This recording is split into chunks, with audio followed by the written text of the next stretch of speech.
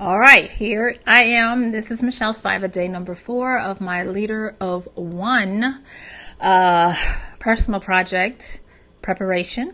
And I'm hoping that I don't have the technical difficulties that I have been having. I would have come earlier, but I had to do a whole system update, and then I had to reinstall the software, and I didn't realize it was going to take me over 2 hours to get that done. But anyway, I can't be on here long because I have stuff I got to go do, and I've already gotten my steps in. But the funny thing is, I was wearing my tracker, but my tracker died, and so I did my steps, and I had a great morning where I did my steps, but it didn't record a thing. So I know I did my steps. My tracker doesn't know I did my steps, but I did my steps. But today is day number 4. And what I actually kind of look at as today would be my actual second day into my first week. I usually, like when I do a 30-day anything, the first 2 days are kind of like just getting my prep done and trying to figure out what I'm doing, and then by day number 3 I count that as okay, let's get started. So that ends up giving me 4 weeks of 28 days to be able to do something. And so this week, yesterday, I actually talked about reasons and whys, and to get me prepped for this week, since I knew I wanted to give myself a head start of having 2 days. Days number 1 and number 2. Number 1, I got my head around it, invited people to come on the journey with me. Day number 2, I talked about simplifying and how to start doing that, to do some preliminary stuff. And that was brain dumping, figuring out what I don't want anymore, figuring out what I do want, so that set me up to start my week. And I'm this week for me is simply about simplifying and clarifying. So that's the overall for the week. But today, I am looking at, and have been thinking about it, actually since yesterday, one and some. And it's something that a lot of us are very informed on. We have a lot of information about it. And I'm going to tell you really quickly how I look at information, knowledge, and wisdom. I heard it in this book, and I'll mangle it because I'm just, doing it off the top of my head. But I heard it in this book. I think the book's name is Curious. It's an awesome book. It's got a picture of an owl with its head to the side if you want to look it up. But it talked about the difference between knowledge and wisdom. And knowledge is the information. Well, information is the data. Knowledge is how to use the information. And then wisdom is how to connect disjointed information in ways that are both unique, that can be metaphorical for other things, meaning gets into symbol and all these other things, and has a vast array of applications. So with that,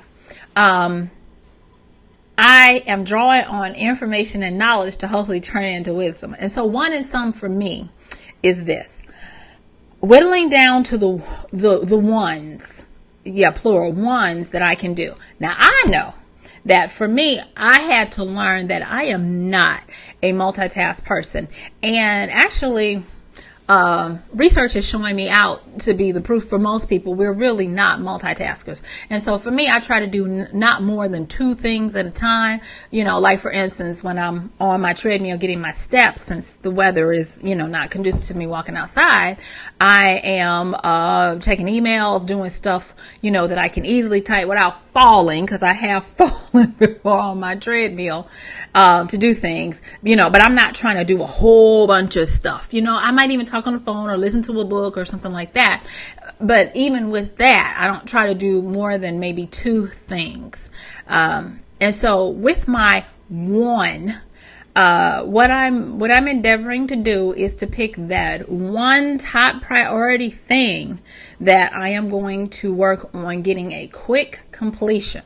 So to begin to self-lead, that means I need to get some small, simple victories. So now that I have sifted through my brain dump, sifted through the stuff that I no longer want, I am starting to look at my short and long-term goals, because they look totally different. Like for some of us, we put all this stuff down that we want to get accomplished, and we put a lot of stuff on our future selves that makes no sense. Our future selves is the same person you are today, if you are not strategically and accurately preparing yourself today to be that future person. I look at that with, finances. Isn't it amazing? Like when we sign up for stuff and we say, oh, I have 6 months to pay it back. If you don't have the money right now and you don't do some major things to change who you are today, you're not going to have the money in 6 months to pay it off with any interest. Am I talking to anybody? Can I get a witness? And I am saying that because right now it is the holiday season, and I'm rocking my, writing hair, and I'm rocking, like a little holiday stuff because I got to go run an errand. Not run an errand. I'm actually doing something for myself that's pretty cool, and I might tell y'all about it tomorrow. But what I was saying is being able to do one and then some is really powerful, and something that I have always been informed about and even knowledgeable about sometimes, but now I want that knowledge to become ingrained where I can use it as a wisdom weapon. And the wisdom weapon is to make sure that I can do it on a consistent basis. Now, I hope this makes sense. It makes sense in my mind, but for me, what I am endeavoring to do is take the stuff that I know is information, turn into knowledge. The stuff that I know as knowledge that I do sometimes, turn it into, hey Carolyn, turn it into wisdom, so that now that wisdom can become part of are you ready for it? This is my first time actually putting it this way, because I never thought of it as having to be something this determinate, but that is consistency and concentration. For me, I feel like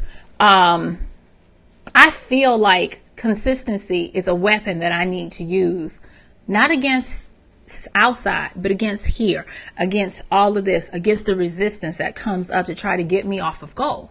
And so for me, I am going, let me put a filter on this. I'm looking kind of washed out. Okay, soften that up a little bit.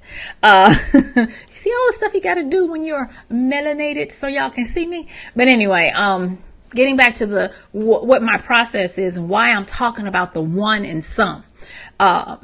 Because like I said before, I am having to rehabilitate, rejuvenate, and then reboot my muscle of consistency. And that muscle of consistency, it means that I have to use it as a weapon against, scattered thoughts, feelings that want to come up and say, oh, it's the holiday season, give yourself a break. Yeah, it's a holiday season. I am reaching out to friends and family. I am doing that stuff, but I got really lax, and that muscle turned to mush over this year. And so things that I would not have given myself a pass on last year had crept back in, and just not going to do it. Just like, with eating, I was talking to my sister about this today. People think the same energy you choose to get in the door, to achieve your first goal, is going to be the same energy you use to keep it. And it's not.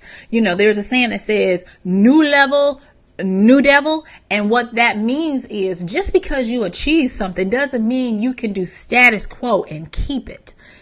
And so that's why now I am shoring up, or attempting to this month, to shore up consistency as a weapon I yield and wield against scattered thoughts, weakened willpower that succumbs to feelings of I don't want to do it, apathy, and I don't want to do it had gotten to be a little too big in her britches within Michelle. And so these are some of the things that I am going to concentrate on working on this month, so that when I get into January, it's not going to be resolutions. It's going to be revelations that okay, I got this stuff starting to work, so now let's put it into action, because I know what I want to get for 2018. And each month I have got to be gaining ground and moving on and on.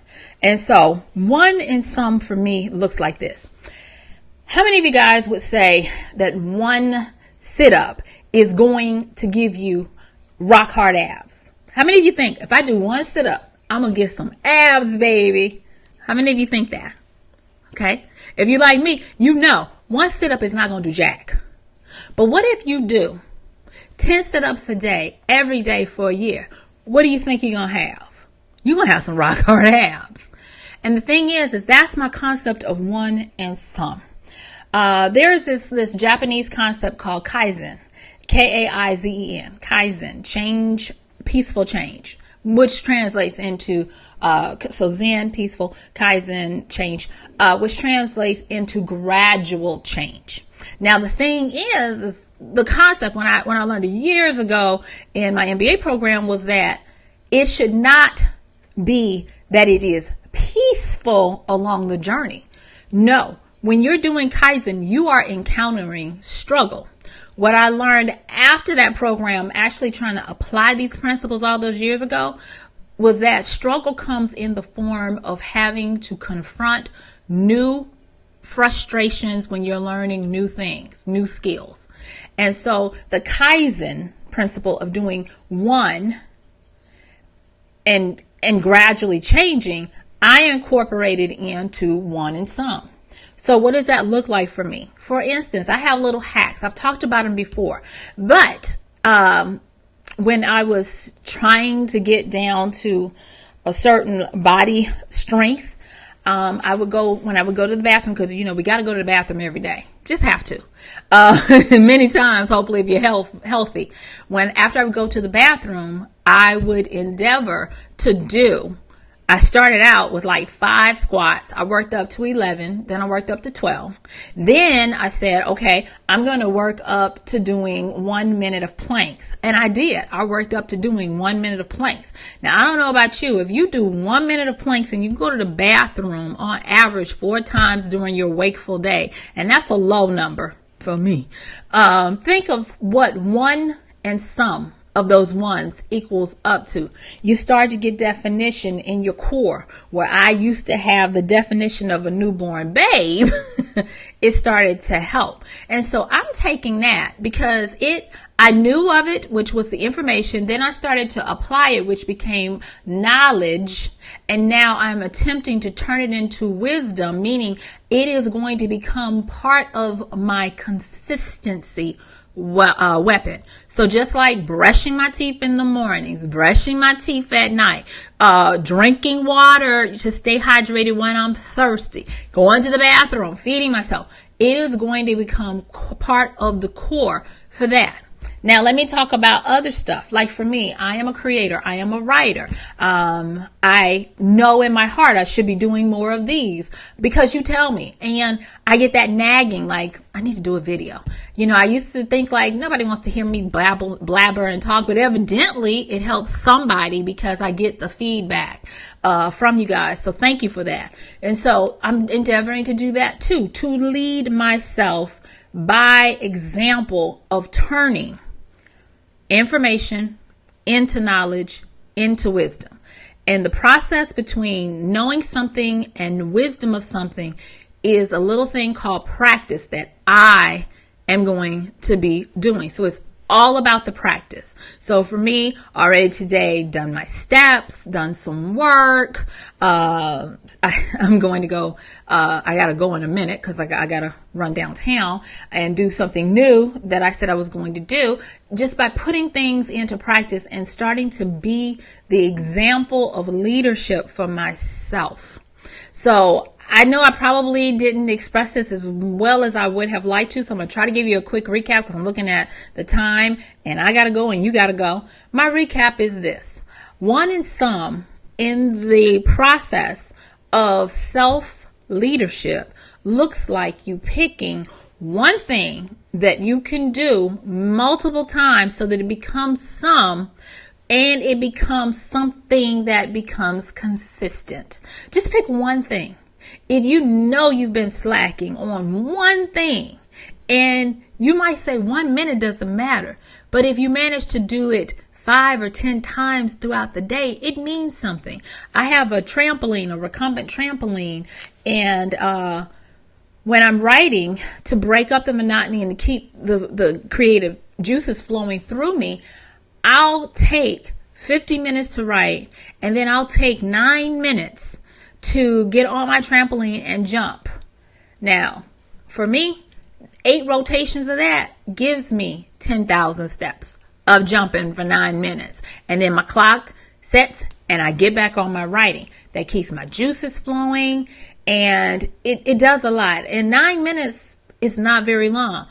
But when you looked at the fact that you did an hour and 12 minutes of that over 8 rotations, that's a lot. One and some.